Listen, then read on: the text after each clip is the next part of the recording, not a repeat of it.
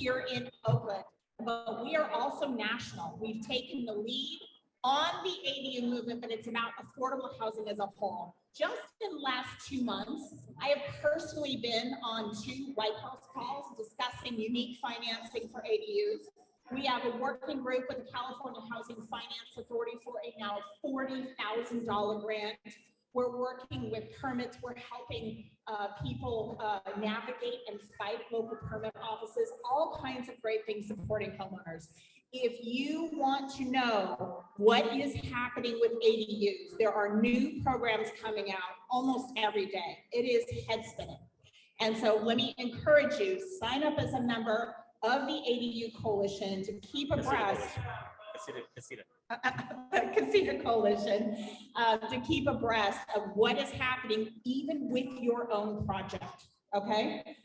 It is very, very important. I am very pleased. One of the benefits of the Casita Coalition is that, ladies and gentlemen, this is the best of the best group here. I have been lending on ADUs for 4 years, and I've been working with Maxwell Space, Villa Homes. These are not people who, I are an ADU expert. These are people who know what they're doing. They're sharing best practices with each other. They're fighting costs. They're aligning the whole process to give you the best product at the lowest price. We even have folks like the Housing Authority here. We have Sarah Price with the City of Oakland Planning and Permits. But let me point out some of the builders, and as I call your name, please raise your hand so we know. The top builders of ADUs in this area are Abodu, where are you? Back there. Adept Dwellings, there they are. Adore Homes, Bay Area Manufactured Homes, there they are. Inspired ADUs, Cottage, Maximal Space, back in the corner. Modal Living, New Avenue Homes in the back, Prefab ADU, Spatial Homes right there, Tent Makers, the Wellness Company, and Villa Homes. And then we have finance specialists. Of course, the Stowers team, Jared put me back in the corner at Cross Country Mortgage. We're also ADUloans.net. Movement Mortgage right here. And Searchlight Lending. Lindsay's been on those White House calls with me and other good things. And then finally, special resources. City of Oakland ADU specialist, Sarah Price is here. Keller Williams Oakland, Stephanie Christmas. Richmond Neighborhood Housing Services, Dolores and her team. Ron Chin, ADU coach and author. And our next speaker, Ryan O'Connell from ADU Small Home Advocate. So again, ladies and gentlemen, please sign up as members of the Casita Coalition to get the latest news and updates. CasitaCoalition.org. Yeah, sign up online, CasitaCoalition.org. This presentation is designed to be brief. And we're going to start with lending. Why? Because you got to know what your budget is. You can't try to design and permit a champagne castle when you're on a beer budget. So it's important to understand what the lending options are, and then you get the option to go choose your best approach for what you need. What's exciting about this event is you should be able to walk out of this group with your entire ADU team in place. So let's get started. What does an ADU cost? I will tell you in this area, these numbers are outdated. A garage conversion typically costs about $100,000. Keep in mind, a general rule of thumb is, and this is an attached garage that's attached to the primary house. For every $100,000 you spend, it's about $500 per month when done as part of your mortgage, and your rent is so much higher. Are interest rates up? Yeah, you might spend 50 bucks more, but the rents are $200 more or more than that than they were last year. It's pretty shocking. So a detached ADU, that's not even close. That's what it was well over a year ago. I have not seen a detached ADU less than 300,000 in the Bay Area. Usually they're closer to 400,000. Yes, the prices of lumber and timber and steel have gone up, and that's caused a lot of it. But the truth is, where else can you buy a brand new custom built 3-bedroom home in Oakland or anywhere else for 400,000? It just doesn't exist. What's exciting about ADUs is that the cost of buying a home is around, in this area, it's about $1,000 per square foot. The cost of building is closer to $325, $350 per square foot. So it gives you some numbers. Now, how do you pay for your ADU? Well, obviously you could use cash, you can use a home equity line of credit, cash out refinancing, but we also have something called renovation lending. And the lenders here specialize in this. By the way, you do not have to have any equity. It's based on future appraised value. We quite literally send the appraisers out with the pretty architectural designs and permits, and they say, oh, I see what you're going to build. Instead of your house being worth the current value, it's going to be worth more. This is what's really exciting and cutting edge on this. So loan versus cash. Why would you take your net cost of borrowing when you factor in the tax deduction? It's really 2 to 3%. You know, even with the higher rates, you're getting that tax write-off with the mortgage interest deduction. So why would you use cash when you can have your money working for you in the market? A home equity loan versus a refinance of the mortgage. I'm not personally a big fan of the home equity loans. I know a lot of people have refinanced lately and have a very low rate. The downside about the home equity lines of credit is that they are higher interest rates. Why? Because when the housing market crashed in 2008, what did everybody stop paying? Their home equity lines of credit, right? So they're a higher interest rate. They are no longer tax deductible. And when economic times get tough, the banks shorten those loans. So during the housing crash and other crashes, if you had a $200,000 line of credit, but you'd only spent $50,000, suddenly you get something in the mail going, oh yeah, we've shortened your line of credit to $60,000. So it's something to be concerned about. You need to know where all of your money is coming up front. So again, every $100,000 you spend is about $500 a month. And in this area, you're looking at a minimum of $300,000 or about $1,500 per month. And you know what rents are, right? You're pushing $4,000 for a 1 or 2 bedroom around here. So how do you know if you have enough cash to do a home equity line of credit, which typically only goes up to 80% loan to value, or the same thing with a cash out refinance? Well, the maximum loan to value most lenders can lend on is 80%. So in this example, if you take your current value of your home, and you can pull out your calculator, your phone, and multiply it by 0.8, now subtract your existing mortgage loan, and that's how much equity you have. So, you know, to build, if you wanted to do a cash out refinance or a HELOC. But most people don't always have that, especially if you've recently purchased. And this is where the renovation loan comes into play. They look at the current property and design some bids, and they are based it on future value once the construction is completed. So this is the difference between a cash out refinance or HELOC and a renovation loan. We can lend up to 110% of future value. And that can give you a much, much higher budget. So if you've gone to a credit union or whatever, and they said, oh, I'm sorry, you're not qualified, or, you know, it's easier to tell you you're not qualified or you don't have the equity than it is to tell you, I don't do those loans. These loans are hard. They're a pain in the tush, I'm not gonna lie. And it takes a high quality lender to be able to do them. So while you're at it during this project, I want you to think big about your home. Do you have deferred maintenance? Especially if you're looking to age in place. Do you have a 50-year roof? Do you have solar? All the kind of aging in place stuff. They're very inexpensive, but something like 80% of senior emergency room visits are due to falls, having grabbed a towel wrap or a toilet paper holder, things like that. This is a great time to look at those options as well.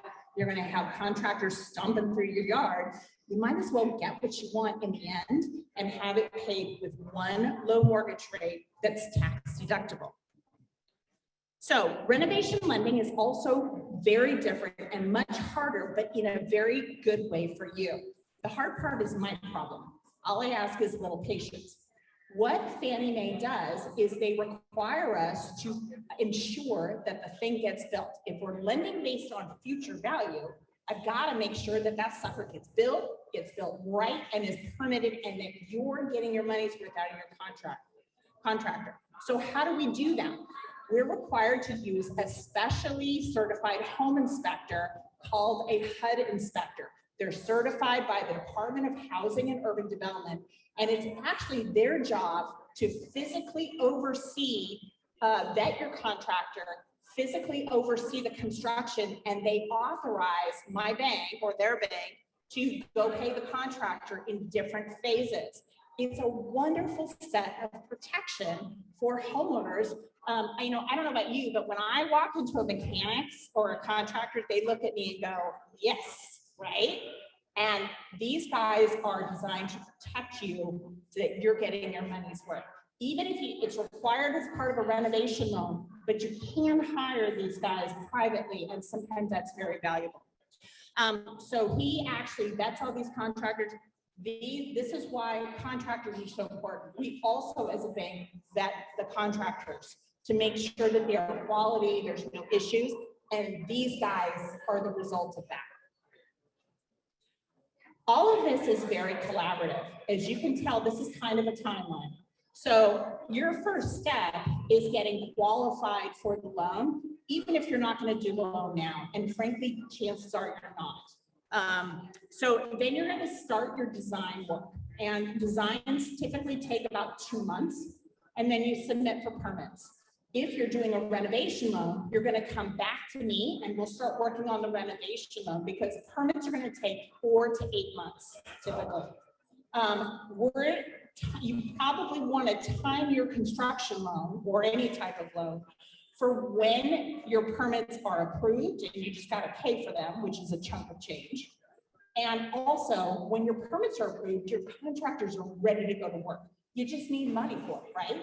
So that's when you do the loan. Why pay a mortgage during all this time or a HELOC if you really need the money 6 to 8 months later? So this is where it's very collaborative. And as those changes come up, sometimes it's like, oh my God, I just said, this kind of stuff. I've got a hillside, it's going to cost me $50,000. You come back to me, we talk it through. It's okay. It's going to be $200 a month extra.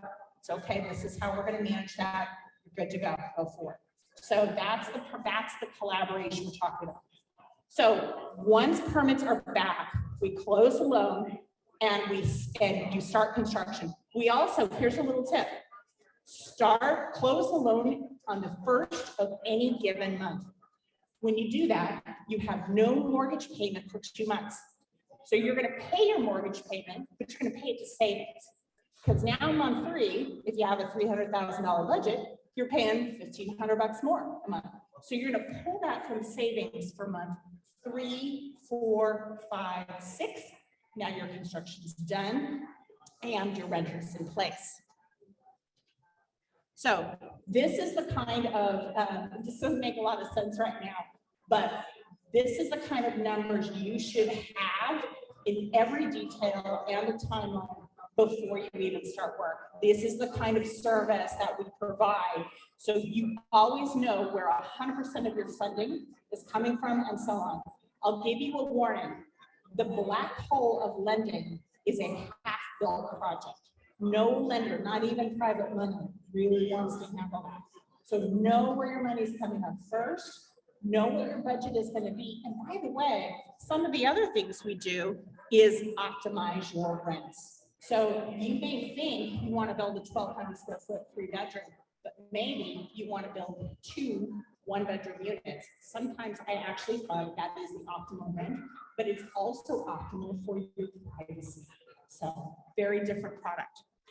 Challenges, appraisal, number 1 challenge. The 80, this is part of the stuff we're talking to the White House. The technical term of an ADU is also a shed, a pool house, all kinds of different things. So the lending guidelines, there's different things. There's permit guidelines and there's lending guidelines. Lending guidelines do not allow lenders to factor in rental income. We are just now getting non-traditional lending that is, but right now, White House says, no, you have to qualify for these entirely on your own. So there's some new options that we're working on to get that through, but even worse, the appraisers cannot factor in, nor can they treat the square footage of the ADU the way they would a house. So you could have, let me give you an example. I've had junior woodchuck appraisers give a 3-bedroom, 1,200 square foot ADU, 0 value, 0. So 3 years ago, our bank trained over 203 appraisers with the appraisal units. Right now, in the initial take, we're getting 75% of future value.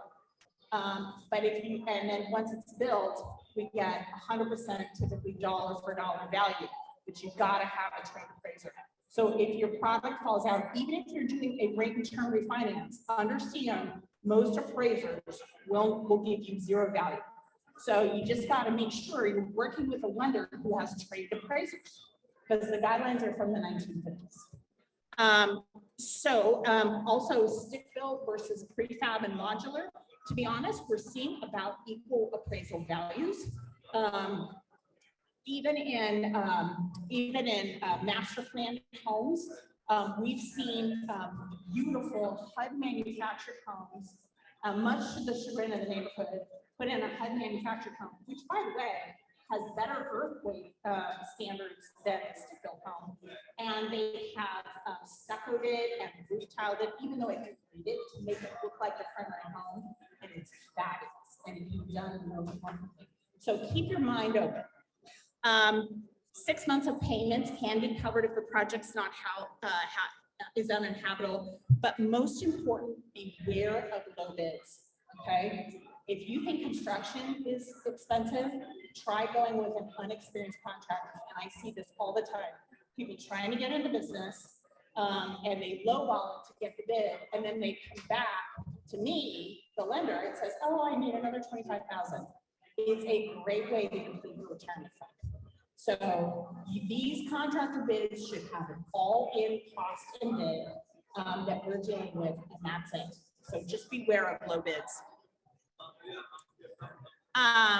There are sweet spots if you're investing in the loan limits. I won't go into that today, but I will say I've found a couple of properties, and Stephanie at Keller Williams can help you with this. I found this particular house is literally on the market today, and it has a great basement for an ADU and a spot in the background. So people think that these don't exist. I work with this all day long. And then this is another one. It's a duplex. It's a fixer, but you can do this with 10% down, and the rental income is potentially up to $11,500 if you build what I was looking at building. So ADUs are great in passive income opportunities. Your next step, check out the ADU estimator at aduloans.net. It is going to give you an example. You book a time with myself or one of the lenders, get your budget, and also continue then with your designs. And with that, that's the end of my presentation. I am very excited to introduce to you, thank you. I'll be back in the corner for questions. Now, last presentation before you take off. Ryan O'Connell is the founder of How To ADU. He's hilarious right down here. Ryan moved to Napa, California in 2012 to start nakedwines.com, which is now one of the 20 largest wineries in the United States. But he quickly discovered that workers really didn't have any place to live. And so falling back on his political science background at Tulane, Ryan set out to work on the accessory dwelling unit movement. He wants to create simple ways to help homeowners and reduce California's housing shortage. Please welcome Ryan O'Connor. Thank you so much, Meredith. That's a lot of finance on a sunny Saturday afternoon in Oakland. So to incentivize myself to keep this short and let you guys do the real learning, I have been given a cookie by one of the vendors, and I do not get to eat the cookie until we're done. So we're gonna keep it real short because I like cookies, in case that wasn't obvious. We're gonna talk a little bit about the broad ADU process. And having chatted with a few of you today, I think one of the things to keep in mind is that, that's just me. One of the things to keep in mind is that it's a very versatile tool, right? You can do a lot of different things with accessory dwelling units, but that also means it's very complicated. We're all going to be on some very different journeys. Just in this brief conversation, I've talked to some people who already live multi-generational in 2 units, but they have to move now. And they want to make sure that they preserve that lifestyle without disrupting their children's house. I've talked to some people who already have the plan, the design, the budget, and now they're shopping around for GCs, and the project costs 2 times more than they thought. So now you're back to square one, right? And that's, I've talked to people who are just starting to pencil and trying to figure out alternative construction methods. And everybody in this room has a different path to getting your ADU or deciding on another option that's going to work for you and your family. The one thing we all have in common is that we are in the right place to make this discovery. You are in a room with the leading experts in the Bay Area to make your ADU a reality. They are not all the perfect vendor for you, but they mostly have the knowledge that you need to find the right vendor. So today is about going around and talking to people, because the good news is ADUs are very feasible now, right? Like the laws are much simpler. There are new tools that help you figure out the regulations. There are vendors who've done more than a few of these so that they know how to actually get the process done A to Z. It's a mature market, and you're sitting in the room with the maturest, that's not a word, people to make that happen. The other news is slightly less positive, is that things are still complicated. Every jurisdiction is passing these rules and enforcing them in slightly different ways. These are 2 ordinances about the hillside in Berkeley and Oakland that just came up in the past 6 months. So anybody who tells you it's going to be easy is selling you something. You do need to work with professionals who know what's going on, because this stuff changes faster than city councils can meet, or at the same speed, right? So another thing to keep in mind, why you're in a room full of professionals today. Now that said, there's also cool new stuff that's going on all the time, because those changes are sometimes good. Oakland's just released 3 pre-approved plans that you can use that their planning department is licensing for free, right? There are local programs like Keys to Equity, which is in the room today, that are finding innovative ways to provide financing for families that might not be able to access that equity in their house otherwise. There's state programs. Cal HFA has increased its $25,000 grant to $40,000 just in the past 3 weeks. This is stuff that you probably don't wake up and check your cell phone for Cal HFA grant news alerts, but we do. So you're in the room with us today so that you can connect with the right people to know all this stuff. There's some new toys. If any of the vendors are wondering how to get their photos in this presentation, 1, you got to invite me to job sites, and 2, you got to give me cookies. That's the. There are new toys that help us do things differently, faster, and different processes than before. There are new ideas that are letting us bridge the gap between traditional on-site and off-site construction. And the goal with all of this stuff today is to remember this is a long process. It's a marathon, not a sprint. So take your time today. That's why we're keeping it short, so you could go around and talk to the pros, ask the questions, try to get the right team together to help you make that project a reality. Oh, sorry about the formatting. Typical timeline, this is kind of duplicative, so real fast. Planning, give yourself 1 to 3 months, easy. Permits, once you put in that application, it's going to take a minimum 2 to 3 months. Cities have been asked to keep up with 60 days, but it's hard. And during the pandemic, we're easily seeing a lot of 90-day delays, and that's without comment. So like, you know, brace yourself for a process. Construction, there's not too much to these once you get everything lined up. So we often see projects coming in between 6 and 12 months. And if any of this feels like an overgeneralization, it's because it is, because every one of your projects is different, and they're all going to end up at different ends of these extremes. Oh, sorry about the formatting. So there's 3 big pillars. We've got design, finance, and budget. And we've already talked a bunch about finance, but what you're going to realize is that all these pillars are connected. This is kind of representative of my mental state when I look at design, finance, and budget. So again, apologies for the formatting, but basically you're going to have to iterate between all of these concepts over and over to make sure you A, plan something that you want that solves your need, B, can afford it and access the funds, and then go back and go like, oh, I can't afford that. What can I afford? Change your budget, or go around these iterations as much as you need to make the project work for you. And then once you get it all planned, then you're onto the permit and then the build. And again, you're going to want to talk to everybody in this room about all the details for your specific project. But the tip number 2, if you can't tell from my rambling, is plan, plan, plan, and plan again. I think planning is the part where this project is cheap.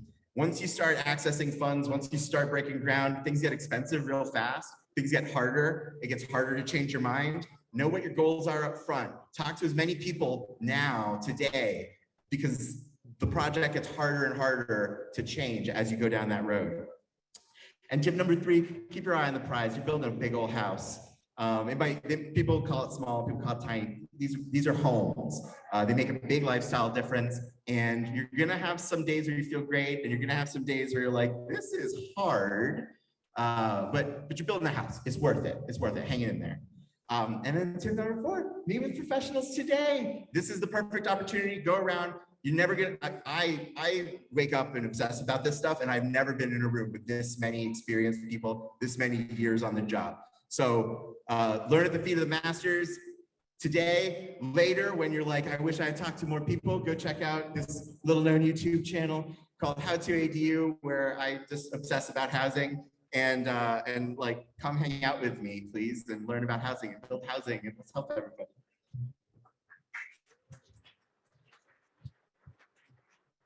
Thank you all.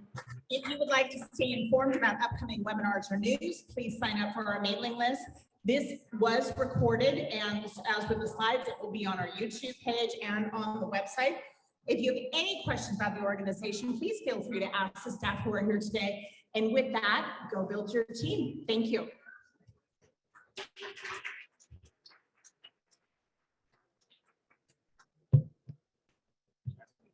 Yeah, thank you.